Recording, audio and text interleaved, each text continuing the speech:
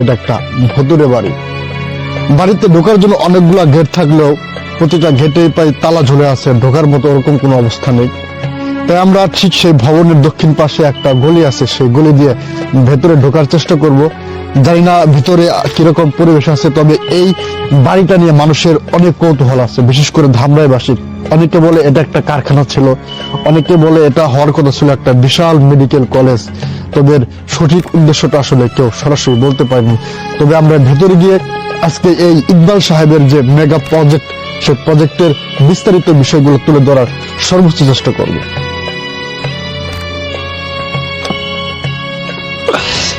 যাই হোক, যদি কষ্ট করে আমরা যে ভেতরে ঢুকলাম, এখন দেখা যাক এই যে ভেতরে দেখেন যে আজকে এই ঘরটা যদি একটা হাসপাতাল থাকতো, এখানে থাকার কথা ছিল রোগী, এখানে থাকার কথা ছিল ডক্টর, এখানে থাকার কথা ছিল শত শত রোগীদের আত্মীয় স্বজন। কিন্তু এই বিশাল মেগা প্রজেক্ট আজকে একটা ভুতুরে বাড়ি হয়ে আছে। দেখেন যে এটা হলো মূলত সেই ভবনের সামনে বিশাল একটা জায়গা, কিন্তু আজকে লতা গুল্ম বিশাল জঙ্গলে ছেয়ে গেছে। এটা বলতে গেলে সম্পূর্ণ এখন একটা ভুতুরে বাড়ি। এখন আমরা সেই নিচতলা থেকে সিঁড়ি বেয়ে উপরের দিকে ওঠার চেষ্টা করব। জানি না উপরের অংশে আমাদের জন্য কি অপেক্ষা করতেছে, কারণ যেহেতু এটা একটা পরিত্যক্ত বাড়ি, সেখানে নানান ধরনের অসামাজিক কার্যকলাপ হয় সেটা আমরা জানতে পেরেছি। তাছাড়া অন্যান্য বিষয় সেগুলো তো আছেই।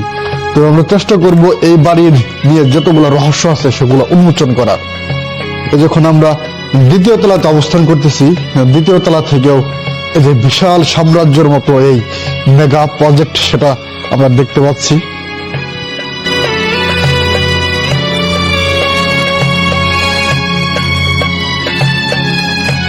এই দরজার উপাশে কোনো ভৌতিক গল্প নেই, আছে অসম্পূর্ণ থেকে যাওয়া এক বাস্তবতা। দেয়ালগুলো এখনো দাঁড়িয়ে আছে, যেন কারো অপেক্ষায় থমকে গেছে সময়। এখানে ক্লাস হওয়ার কথা ছিল, রোগীরা পাওয়ার কথা ছিল সেবা, কিন্তু আজ এই ঘরগুলো ফাঁকা, খোলা ফ্রেম, অসমাপ্ত দেয়াল, বাতাস চলাচল করে অবাধে। মানুষের পদচিহ্ন নেই, রয়ে গেছে শুধু নীরবতা, একটি স্বপ্নের অসমাপ্ত সাক্ষী। এই সিঁড়িগুলো একসময় ছিল মানুষের আসার পথ।